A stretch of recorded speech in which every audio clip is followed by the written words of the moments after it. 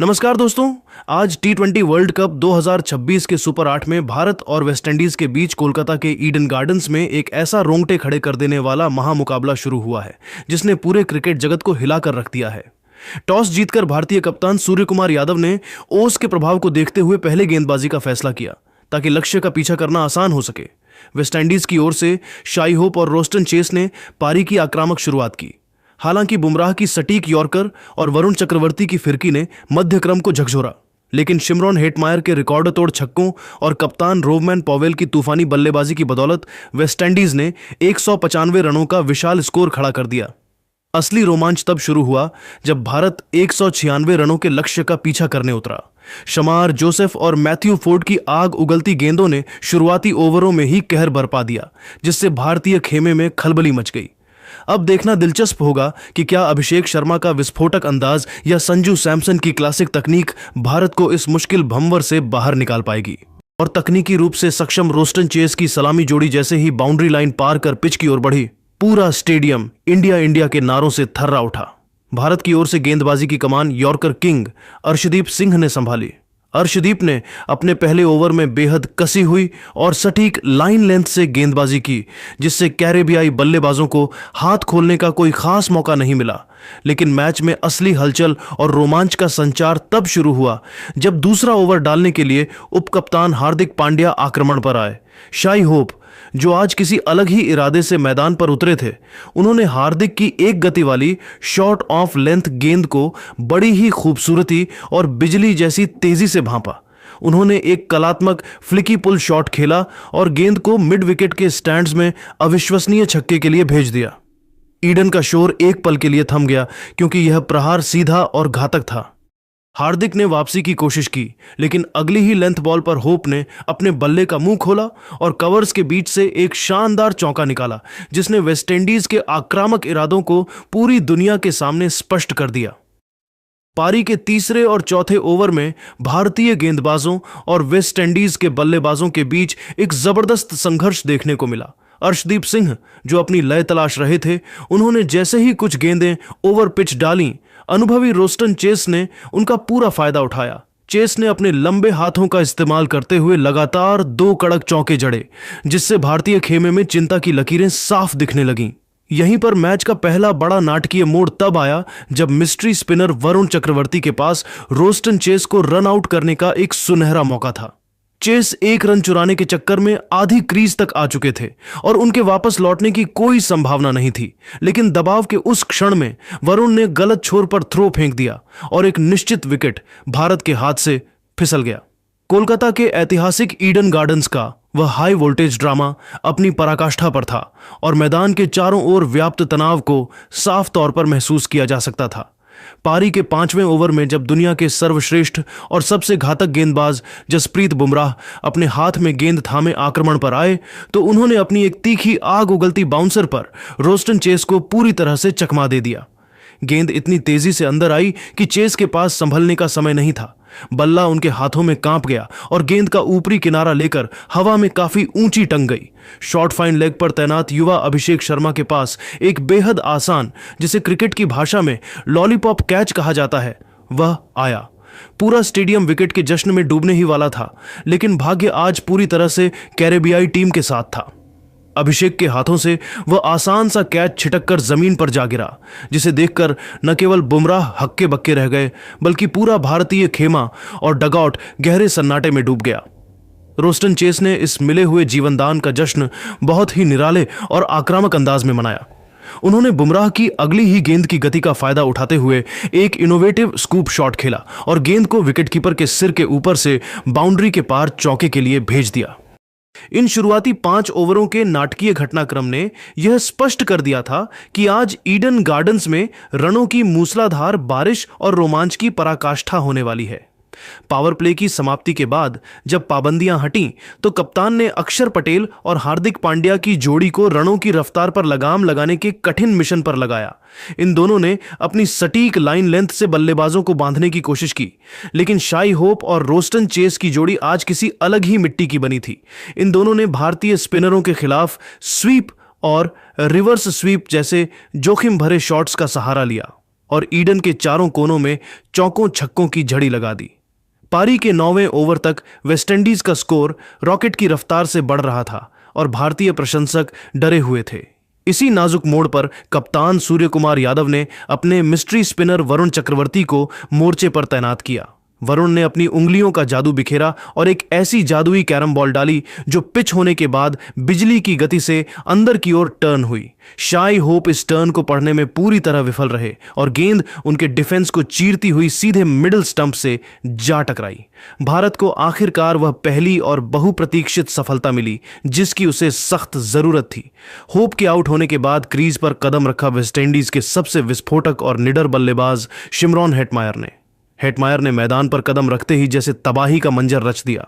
उन्होंने अपनी पहली ही कुछ गेंदों पर हार्दिक पांड्या के ओवर में एक गगनचुंबी और विशाल छक्का जड़ा जिससे गेंद स्टैंड्स की अंतिम कतारों में जा गिरी। इसके तुरंत बाद उन्होंने वरुण चक्रवर्ती के अगले ओवर में एक और प्रचंड छक्का जड़कर इतिहास रच दिया। इस शॉट के साथ हेटमायर ने एक ही टी20 विश्व कप संस्करण में सर्वाधिक छक्के लगाने का विश्व रिकॉर्ड अपने नाम कर लिया।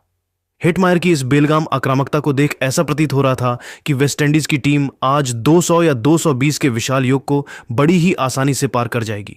लेकिन तभी ईडन गार्डन्स के उस महान रंगमंच पर शुरू हुआ जसप्रीत बुमराह का वह जादुई स्पेल जिसने पूरे स्टेडियम और कैरेबियाई खेमे को पूरी तरह से स्तब्ध और मूक कर दिया। पारी के 12वें ओवर में जब बुमराह वापस अपने दूसरे स्पेल के लिए आए तो उनकी आंखों में विकेट की भूख साफ झलक रही थी। उन्होंने अगली ही लेंथ बॉल पर निडर होकर कदमों का इस्तेमाल किया और 85 मीटर लंबा एक गगनचुंबी छक्का सीधे गेंदबाज के सिर के ऊपर से जड़कर अपनी ताकत का लोहा मनवाया। लेकिन असली तबाही और तबाही का मंजर तो 16वें ओवर में आना अब भी बाकी था जब यॉर्कर किंग अर्शदीप सिंह अपने दूसरे स्पेल के लिए वापस लौटे। कैरेबियाई कप्तान रोवमैन पॉवेल ने अर्शदीप की दिशाहीन और दबावपूर्ण गेंदबाजी का भरपूर फायदा उठाते हुए इस अकेले ओवर में 24 रन कूट डाले जिसने भारतीय खेमे के आत्मविश्वास को झकझोर कर रख दिया। पवेल ने अपनी मांसपेशियों की शक्ति का प्रदर्शन करते हुए लगातार 2 विशाल छक्के जड़े जिससे गेंद स्टेडियम की छत को छूने के करीब पहुंच गई। ओवर की अंतिम गेंद पर उन्होंने अपनी कलाइयों का इस्तेमाल करते हुए एक शानदार लेट कट शॉट के जरिए चौका बटोरा और ओवर का एक बेहद आक्रामक अंत किया। कमेंट्री बॉक्स में बैठे रवि शास्त्री ने अपनी कड़क आवाज में इसे इस महामुकाबले का सबसे बड़ा टर्निंग पॉइंट करार दिया क्योंकि यहां से मैच का मनोवैज्ञानिक संतुलन पूरी तरह से वेस्टइंडीज की ओर झुकता हुआ प्रतीत होने लगा था। ईडन गार्डन्स के उस ऐतिहासिक रण क्षेत्र में जहां हवाओं में बढ़ती ओस और दर्शकों का शोर एक अलग ही समा बांध रहा था, मैच का रोमांच तब अपने चरम पर पहुंचा जब पारी का 17वां ओवर फेंकने के लिए मिस्ट्री स्पिनर वरुण चक्रवर्ती को मोर्चे पर लगाया गया। वरुण ने अपनी फिरकी के जाल में अनुभवी जेसन होल्डर को फंसाने की भरसक कोशिश की, लेकिन होल्डर आज किसी और ही ग्रह की बल्लेबाजी कर रहे थे। उन्होंने वरुण की एक थोड़ी सी छोटी रह गई गेंद को भांप लिया और अपनी जबरदस्त बॉटम हैंड पावर का ऐसा अविश्वसनीय इस्तेमाल किया कि गेंद 80 मीटर दूर स्टैंड्स की गहराइयों में जाकर गिरी। इस गगनचुंबी छक्के ने भारतीय खेमे के आत्मविश्वास को हिलाकर रख दिया। अगली ही गेंद पर होल्डर ने एक बार फिर अपनी ताकत दिखाई और कवर्स के ऊपर से एक कड़क चौका बटोरकर वेस्टइंडीज के स्कोर को 160 रनों के मनोवैज्ञानिक आंकड़े के पार पहुंचा दिया। पारी के 18वें ओवर में कप्तान ने एक बार फिर अपने सबसे बड़े हथियार जसप्रीत बुमराह को गेंद थमाई। आमतौर पर बुमराह अंतिम ओवरों में रनों पर लगाम लगाने और बल्लेबाजों को खामोश रखने के लिए जाने जाते हैं, लेकिन आज ईडन की किस्मत कुछ और ही कह रही थी। रोवमैन पॉवेल और जेसन होल्डर की जोड़ी ने आज बुमराह जैसे दिग्गज को भी नहीं बख्शा। होल्डर ने बुमराह की एक चालाक स्लोअर बाउंसर पर अपनी एकाग्रता बनाए रखी और एक टॉप एज के सहारे भाग्यशाली चौका हासिल किया। इसके तुरंत बाद कप्तान पॉवेल ने बुमराह की गति का फायदा उठाते हुए एक कड़क फ्लिक शॉट खेला। मिड विकेट पर तैनात वरुण चक्रवर्ती ने अपनी दाईं ओर एक लंबी डाइव लगाई, लेकिन गेंद की रफ्तार इतनी तेज थी कि वह उनके हाथ के नीचे से निकलकर बिजली की गति से चौके के लिए चली गई। बुमराह के चेहरे पर आई निराशा यह बताने के लिए काफी थी कि मैच अब पूरी तरह भारत के नियंत्रण से बाहर जा रहा है। अंतिम ओवरों का यह रोमांच तब अपनी पराकाष्ठा और एक भयानक मोड़ पर पहुंच गया जब 19वें ओवर में अर्शदीप सिंह की गेंद पर अभिषेक शर्मा ने रोवमैन पॉवेल का एक बेहद आसान सा कैच टपका दिया। पूरे स्टेडियम में सन्नाटा पसर गया क्योंकि पॉवेल जैसे खतरनाक बल्लेबाज को जीवन दान देना किसी आत्महत्या से कम नहीं था। पॉवेल ने इस सुनहरे जीवनदान का पूरा फायदा उठाया और अगली ही कुछ गेंदों पर प्रहार जारी रखे। पारी का अंतिम और 20वां ओवर लेकर एक बार फिर जसप्रीत बुमराह आए। पहली ही गेंद पर जेसन होल्डर ने अपने लंबे कद का पूरा फायदा उठाया, क्रीज की गहराई का इस्तेमाल किया और काउ कॉर्नर के ऊपर से 82 मीटर का एक दर्शनीय और गगनचुंबी छक्का जड़कर भारतीय प्रशंसकों का दिल तोड़ दिया। बुमराह ने वापसी की कोशिश की, लेकिन उनकी चौथी गेंद एक लो फुल टॉस गिर गई, जिसे पॉवेल ने मिड विकेट की दिशा में इतनी प्रचंड शक्ति के साथ मारा कि लॉन्ग ऑन पर खड़े फील्डर के पास अपनी जगह से हिलने तक का समय नहीं था। गेंद किसी रॉकेट की तरह सीमा रेखा के पार 4 रनों के लिए निकल गई। निर्धारित 20 ओवरों के खेल के अंत में वेस्टइंडीज ने अपने 4 विकेट खोकर 195 रनों का एक विशाल, अभेद्य और हिमालयी स्कोर बोर्ड पर टांग दिया। कप्तान रोवमैन पॉवेल मात्र 19 गेंदों पर 34 रन और जेसन होल्डर केवल 22 गेंदों पर 37 रनों की विस्फोटक पारियां खेलकर नाबाद लौटे। इन दोनों के बीच हुई इस साझेदारी ने भारत की सेमीफाइनल की राह को कांटों से भर दिया था। वेस्टइंडीज ने अंतिम 8 ओवरों के डेथ ओवर्स के खेल में अविश्वसनीय रूप से 92 रन बटोरे, जिसने पूरे मैच का मनोवैज्ञानिक संतुलन ही बदल दिया। ईडन गार्डन्स की यह पिच, जो शुरुआत में स्पिनरों को मदद दे रही थी, अब पूरी तरह से बल्लेबाजी के लिए एक स्वर्ग साबित हो रही थी। 196 रनों का यह विशाल लक्ष्य भारत के लिए सेमीफाइनल के दरवाजे खोलने के लिए एक एवरेस्ट जैसी चुनौती बनकर खड़ा था। आंकड़ों की बात करें तो बुमराह ने अपने 4 ओवरों में 36 रन देकर 2 सफलताएं हासिल की, जबकि अर्शदीप सिंह आज काफी महंगे साबित हुए और बिना किसी विकेट के 43 रन लुटा दिए। अब सारा दारोमदार भारत की सलामी जोड़ी पर था। क्या वे इस कैरेबियाई पहाड़ जैसी चुनौती को पार कर पाएंगे या वेस्टइंडीज का। कोलकाता के ऐतिहासिक और राजसी ईडन गार्डन्स के मैदान पर आज क्रिकेट के जुनून का एक ऐसा समंदर उमड़ा है जिसकी लहरें पूरे बंगाल में महसूस की जा रही थीं। आईसीसी पुरुष टी20 विश्व कप 2026 के इस 52वें महामुकाबले में वेस्टइंडीज ने पहले बल्लेबाजी करते हुए 195 रनों का एक हिमालयी और डरावना स्कोर खड़ा किया था।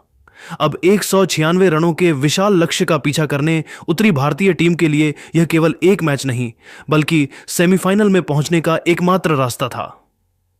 ईडन की दूधिया रोशनी में जब भारत की सलामी जोड़ी मैदान पर उतरी तो स्टेडियम में मौजूद 66,000 दर्शकों का शोर आसमान चीर रहा था। ईडन गार्डन्स के उस ऐतिहासिक और विशालकाय रंगमंच पर जब भारत के सामने 196 रनों का हिमालयी लक्ष्य था तो पूरे स्टेडियम की धड़कनें किसी हाई वोल्टेज इंजन की तरह सुनाई दे रही थीं। इस कठिन चुनौती को स्वीकार करने के लिए भारत की ओर से पारी का आगाज करने के लिए युवा सनसनी अभिषेक शर्मा और तकनीक के धनी अनुभवी संजू सैमसन की जोड़ी जैसे ही बाउंड्री लाइन पार कर पिच पर पहुंची, दर्शकों का शोर 7वें आसमान को छूने लगा। पारी के पहले ही ओवर में वेस्टइंडीज के सबसे चतुर स्पिनर अकील हुसैन के खिलाफ अभिषेक शर्मा ने यह स्पष्ट कर दिया कि वे आज रक्षात्मक होने के मूड में बिल्कुल नहीं हैं। उन्होंने हुसैन की एक चतुराई भरी वाइड और फुल गेंद को अविश्वसनीय गति से भांप लिया और अपनी कलाइयों के जादू से उसे एक्स्ट्रा कवर के ऊपर से एक शानदार चौका जड़कर भारत का खाता खोला। दूसरे ओवर में भी अभिषेक का जलवा जारी रहा। उन्होंने तेज गेंदबाज मैथ्यू फोर्ड की गति का इस्तेमाल करते हुए एक कड़क पुल शॉट के जरिए बाउंड्री बटोरी। लेकिन ईडन के मैदान पर असली रोमांच और विध्वंस की शुरुआत तब हुई जब तीसरे ओवर में संजू सैमसन ने अकील हुसैन पर सुनियोजित धावा बोल दिया। संजू ने हुसैन के उस ओवर की धज्जियां उड़ाते हुए 2 लगातार विशाल और गगनचुंबी छक्के और एक कड़क चौका जड़कर कैरेबियाई कप्तान शाई होप को रणनीति बदलने पर मजबूर कर दिया। पूरा स्टेडियम संजू संजू के नारों से गूंज उठा और ऐसा लगा कि भारत इस लक्ष्य को पावर प्ले में ही बौना कर देगा। हालांकि टी20 क्रिकेट अनिश्चितताओं और क्षणिक गलतियों का खेल है। इसी ओवर की अंतिम गेंद पर अभिषेक शर्मा एक और बड़ा शॉट खेलने के घातक लालच में अपनी एकाग्रता खो बैठे और गेंद को हवा में लहराते हुए शिमरॉन हेटमायर के हाथों में एक आसान कैच थमा बैठे। अभिषेक के आउट होते ही ईडन में अचानक एक भयावह सन्नाटा पसर गया। उनके स्थान पर क्रीज पर आए ईशान किशन, जिन्होंने आते ही कुछ आकर्षक और आक्रामक शॉट्स खेलकर यह जताने की कोशिश की कि वे दबाव में नहीं हैं। उन्होंने मैथ्यू फोर्ड के खिलाफ एक दर्शनीय फ्लिक चौका जड़ा जिसने भारतीय प्रशंसकों की निराशा को कुछ कम किया। लेकिन मैच का रुख तब फिर से पलटा जब 5वें ओवर में अनुभवी जेसन होल्डर ने अपनी क्रिकेटिया समझ और चतुराई का लोहा मनवाया। उन्होंने ईशान किशन की आक्रामकता को भांपते हुए एक सटीक शॉट ऑन लेंथ गेंद फेंकी। ईशान ने उसे पुल करने का जोखिम भरा प्रयास किया, लेकिन गेंद बल्ले के निचले हिस्से पर लगकर हवा में टंग गई और सीधे डीप स्क्वायर लेग पर मुस्तैद खड़े हेटमायर के सुरक्षित हाथों में चली गई। मात्र 35 रनों के योग पर भारत के 2 मुख्य विकेट गिर चुके थे और ऐसा लगने लगा था कि मैच और सेमीफाइनल का टिकट वेस्टइंडीज की मुट्ठी में कैद हो रहा है। मुश्किल की इस अत्यंत कठिन घड़ी में जब भारतीय नया मझधार में फंसी थी, मैदान पर कदम रखा दुनिया के नंबर 1 T20 बल्लेबाज और भारतीय कप्तान सूर्य कुमार यादव ने। सूर्या के क्रीज पर आते ही पूरे स्टेडियम की ऊर्जा जैसे रिचार्ज हो गई। उन्होंने संजू सैमसन के साथ मिलकर भारतीय पारी की बिखरी हुई कड़ियों को जोड़ना और संवारना शुरू किया। छठे ओवर में सूर्या ने होल्डर की गेंद पर अपना वह विश्व प्रसिद्ध और ट्रेडमार्क सुपला शॉट खेला, जिससे गेंद 74 मीटर दूर स्टैंड्स में जा गिरी। इस एक छक्के ने न केवल रनों की गति बढ़ाई, बल्कि भारतीय प्रशंसकों की बुझती हुई उम्मीदों को फिर से प्रज्वलित कर दिया। इसके बाद संजू सैमसन और सूर्या की इस डेंजरस जोड़ी ने मिलकर कैरेबियाई गेंदबाजों, विशेषकर गुडाकेश मोती और रोमारियो शेफर्ड को अपने निशाने पर लिया और मैदान के चारों ओर शॉट्स की बौछार कर दी। मैच में एक बेहद नाटकीय मोड़ तब आया जब 9वें ओवर में गुडाकेश मोती ने अपनी ही गेंद पर सूर्या का एक लॉलीपॉप जैसा आसान कैच टपका दिया। दुनिया के सर्वश्रेष्ठ बल्लेबाज को ऐसा जीवनदान देना किसी आत्मघाती हमले से कम नहीं था। सूर्या ने इस सुनहरे जीवनदान का जश्न अगली ही गेंद पर मोती को एक बेमिसाल चौका जड़कर और उन्हें मानसिक रूप से दंडित करके मनाया। अब यह महासंग्राम एक ऐसे मोड़ पर था जहां से हार और जीत के बीच का फासला केवल इन दो दिग्गज बल्लेबाजों के इरादों पर टिका था। ईडन गार्डन्स के उस ऐतिहासिक और भावनाओं से भरे मैदान पर जहां 1.4 अरब भारतीयों की धड़कनें संजू सैमसन के हर शॉट के साथ तेज हो रही थीं, पारी का सबसे भावुक, हृदयस्पर्शी और गौरवशाली पल 10वें ओवर में आया। जैसे ही संजू सैमसन ने कैरेबियाई स्पिनर गुडाकेश मोती की एक थोड़ी सी बाहर निकलती गेंद को भांपते हुए अपनी कलाइयों का जादू दिखाया और एक कड़क बिजली जैसा तेज कट शॉट खेलकर बाउंड्री बटोरी, पूरे स्टेडियम ने खड़े होकर इस योद्धा का अभिवादन किया। संजू ने महज 31 गेंदों पर अपना यह शानदार अर्धशतक पूरा किया, लेकिन उनका जश्न शोर शराबे वाला नहीं था। उन्होंने बहुत ही शांत और शालीन तरीके से अपना बल्ला उठाकर ड्रेसिंग रूम की ओर इशारा किया, जो उनकी बढ़ती हुई परिपक्वता और खेल के प्रति उनकी गहरी समझ को साफ तौर पर दर्शा रहा था। हाल के समय में फॉर्म के उतार चढ़ाव, आलोचनाओं के तीखे तीर और टीम से अंदर बाहर होने के मानसिक दबाव के बीच संजू की यह पारी उनके करियर और भारतीय क्रिकेट के लिए किसी संजीवनी से कम नहीं थी। जैसे ही भारतीय प्रशंसक इस अर्धशतक का जश्न मना रहे थे और ऐसा लग रहा था कि टीम इंडिया ने मैच पर अपनी फौलादी पकड़ मजबूत कर ली है, तभी वेस्टइंडीज के सबसे घातक हथियार शमार जोसेफ ने 11वें ओवर में एक ऐसा प्रलयकारी और घातक स्पेल फेंका जिसने ईडन की खुशी को पल भर में सन्नाटे में बदल दिया। जोसेफ ने अपने दूसरे स्पेल की पहली ही गेंद पर वह करिश्मा कर दिखाया जो अब तक नामुमकिन लग रहा था। उन्होंने दुनिया के नंबर 1 T20 बल्लेबाज और भारतीय कप्तान सूर्य कुमार यादव को अपनी गति और उछाल से चकमा दिया। सूर्या ने एक बड़ा शॉट खेलने का प्रयास किया, लेकिन गेंद उम्मीद से ज्यादा उछली और एक्स्ट्रा कवर की दिशा में हवा में तैरने लगी। वहां तैनात शेरफेन रदरफोर्ड ने अपनी आंखों को गेंद पर जमाए रखा और आगे की ओर एक लंबी साहसी डाइव लगाते हुए धरती से चंद इंच ऊपर एक अविश्वसनीय फ्लाइंग कैच लपका। सूर्या के आउट होते ही कैमरा स्टैंड्स की ओर मुड़ा, जहां उनकी पत्नी और डगआउट में मौजूद कोच गौतम गंभीर समेत सभी भारतीय खिलाड़ी पूरी तरह स्तब्ध और हताश नजर आए। यह भारत के लिए इस मैच का सबसे बड़ा और सबसे दर्दनाक झटका था। जब 12 ओवरों का खेल समाप्त हुआ तो स्कोरबोर्ड पर भारत का स्कोर 104-3 था। संजू सैमसन 34 गेंदों पर 58 रनों की एक महागाटा लिखकर क्रीज के एक छोर पर अंगद की तरह पैर जमाए हुए थे। उनके चेहरे पर वह दृढ़ संकल्प साफ दिखाई दे रहा था जो बड़े मैचों के बड़े खिलाड़ियों की पहचान होती है। सूर्या के जाने के बाद उनका साथ देने के लिए युवा और प्रतिभाशाली तिलक वर्मा मैदान के बीचों बीच पहुंच चुके थे।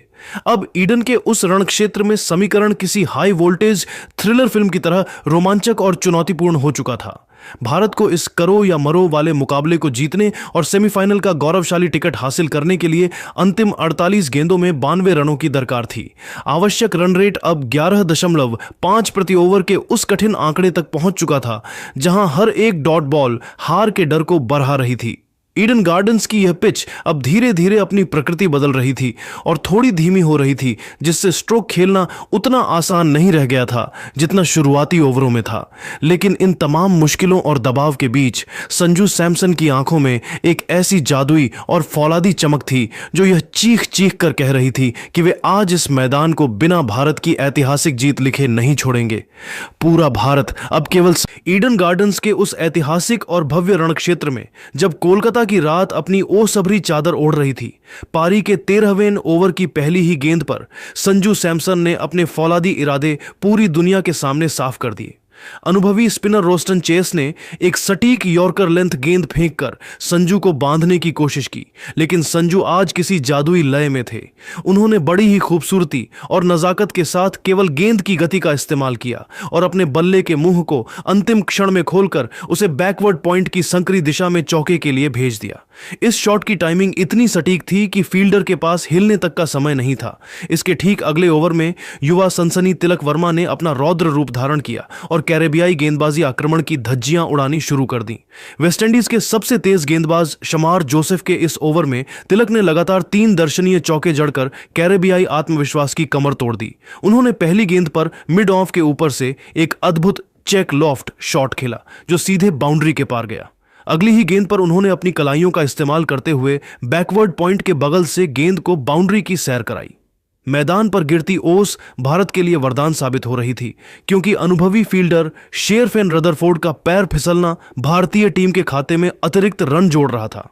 रोमांच अपनी पराकाष्ठा पर तब पहुंचा जब 14वें ओवर में तिलक वर्मा ने रोस्टन चेस की एक ललचाती गेंद पर घुटने टिकाए और मिड विकेट के ऊपर से 83 मीटर का एक गगनचुंबी छक्का जड़कर पूरे स्टेडियम को झूमने पर मजबूर कर दिया। हालांकि क्रिकेट अनिश्चितताओं का खेल है और अगली ही गेंद पर अनुभवी जेसन होल्डर ने अपनी चतुराई का परिचय दिया। तिलक ने होल्डर की एक धीमी गेंद पर एक और बड़ा प्रहार करने का जोखिम भरा प्रयास किया, लेकिन गेंद उम्मीद के मुताबिक बल्ले पर नहीं आई। मिड ऑफ पर तैनात शिमरॉन हेटमायर ने पीछे की ओर किसी चीते जैसी दौड़ लगाई और अंतिम क्षण में हवा में गोता लगाते हुए अपनी उंगलियों के पोरों से एक अविश्वसनीय और चमत्कारिक कैच लपका। तिलक 15 गेंदों पर 27 रनों की एक छोटी लेकिन अत्यंत महत्वपूर्ण और प्रभावकारी पारी खेलकर पवेलियन लौटे। अब मैदान पर कदम रखा कुंग फू हार्दिक पांड्या ने, जिनके आते ही ईडन का माहौल फिर से गर्मा गया। हार्दिक और संजू की इस अनुभवी जोड़ी ने भारतीय पारी को अत्यंत सूझबूझ के साथ आगे बढ़ाना शुरू किया। 15वें ओवर में संजू ने होल्डर की एक ऑफ पेस गेंद को भांप लिया और उसे कवर्स के बीच से एक पावरफुल चौके के लिए ब्लास्ट किया। संजू के इस आत्मविश्वास को देख हार्दिक इतने गदगद हुए कि उन्होंने बीच मैदान पर जाकर संजू के हेलमेट को थपथपाया और उनका उत्साह वर्धन किया। पारी का सबसे नाटकीय और रोंगटे खड़े कर देने वाला मोड़ 17वें ओवर में आया। जेसन होल्डर, जो अपनी सटीक फील्डिंग के लिए जाने जाते हैं, उन्होंने एक्स्ट्रा कवर पर हार्दिक पांड्या का एक बेहद आसान सा कैच टपका दिया। इस जीवनदान के बाद हार्दिक ने अपना रौद्र रूप दिखाया और रोमारियो शेफर्ड के अगले ओवर में अपनी शारीरिक शक्ति का प्रचंड प्रदर्शन करते हुए एक विनाशकारी चौका जड़ा। लेकिन भाग्य का खेल देखिए, 19वें ओवर की शुरुआत में शमार जोसेफ ने एक घातक वापसी की और हार्दिक पांड्या को जेसन होल्डर के हाथों कैच आउट कराकर भारत को 5वां और सबसे बड़ा झटका दिया। अब सारा दबाव और करोड़ों भारतीयों की उम्मीदें अकेले संजू सैमसन और नए बल्लेबाज शिवम दुबे के कंधों पर टिकी थीं। दुबे ने आते ही दबाव को किसी स्पंज की तरह सोख लिया और इसी ओवर में लगातार 2 कड़क चौके जड़कर जीत के समीकरण को पूरी तरह भारत के पक्ष में मोड़ दिया। अब बारी थी अंतिम ओवर की। पूरे स्टेडियम में सन्नाटा था। भारत को ऐतिहासिक जीत और सेमीफाइनल के टिकट के लिए अंतिम 6 गेंदों में 7 रनों की जरूरत थी और गेंद रोमारियो शेफर्ड के हाथों में थी। पहली ही गेंद पर संजू सैमसन ने अपनी विश्व स्तरीय क्लास का परिचय दिया। उन्होंने शेफर्ड की एक लेग स्टंप पर आती गेंद को बड़ी ही सहजता और मिठास के साथ फ्लिक किया। गेंद हवा में तैरती हुई डीप मिड विकेट के स्टैंड्स में एक गगनचुंबी छक्के के लिए चली गई। इस छक्के के साथ ही ईडन गार्डन्स में शोर का एक ऐसा ज्वालामुखी फटा कि स्कोर बराबर हो गया और वेस्टइंडीज के खिलाड़ी सन्न रह गए। अगली ही गेंद पर संजू ने एक बार फिर अपना बल्ला पूरी ताकत से घुमाया और गेंद को मिड ऑन के ऊपर से चौके के लिए भेजकर भारत को एक ऐतिहासिक, अविस्मरणीय और गौरवशाली जीत दिला दी। जैसे ही गेंद बाउंड्री के पार गई, संजू सैमसन अपने घुटनों के बल बैठ गए। उन्होंने अपना हेलमेट उतारा और आसमान की ओर देखते हुए ईश्वर का शुक्रिया अदा किया। डगआउट से हार्दिक पांड्या और तिलक वर्मा दौड़ते हुए मैदान पर आए और संजू को गले लगा लिया। भारत ने 19.2 ओवरों में 199 पर 5 का स्कोर बनाकर वेस्टइंडीज के अहंकार को मिट्टी में मिला दिया और आधिकारिक तौर पर आईसीसी टी20 विश्व कप 2026 के सेमीफाइनल के लिए क्वालिफाई कर लिया। संजू सैमसन की 34 गेंदों पर 58 रनों की यह नाबाद पारी उनके करियर की सबसे बड़ी पारी साबित हुई। ईडन गार्डन्स का यह ऐतिहासिक मैदान आज भारत के जज्बे, संजू के धैर्य और एक ऐसी महाविजय का मूक गवाह बना जिसे सदियों तक याद रखा जाएगा। दोस्तों, आप सभी ने इस वीडियो के अंदर देखा होगा कि हमने बात करी है इस मैच की हाइलाइट्स के बारे में। यार, इस मैच की हाइलाइट्स के बारे में जितनी बात की जाए कम होगी। आपको क्या लगता है कि वेस्ट इंडीज से जीतना आसान था? अगर आपको ऐसा लगता है तो आप जाके स्कोरबोर्ड पे नजर डालो। ऑलमोस्ट वेस्ट इंडीज की टीम के हर एक बैट्समैन ने रन बनाए, और जैसा जिम्बाब्वे के अगेंस्ट में इनका परफॉर्मेंस था ना, बिल्कुल वैसा ही परफॉर्मेंस था। आज भी 195 रन बने। अगर आप ये देख रहे हैं कि कैप्टन शेहोप की बैटिंग अच्छी नहीं थी, तो उसके बाद हर किसी बैट्समैन ने रन बनाए बॉस। और 196 को चेज करना कोलकाता में भी कोई हलवा नहीं था। वो तो संजू सैमसन की पारी आउट ऑफ द बॉक्स निकल कर आ गई। वरना आप उठा के देखो, इंडियन क्रिकेट टीम के बैट्समैन सूर्य कुमार यादव, ईशान किशन, अभिषेक शर्मा, तीनों फ्लॉप थे।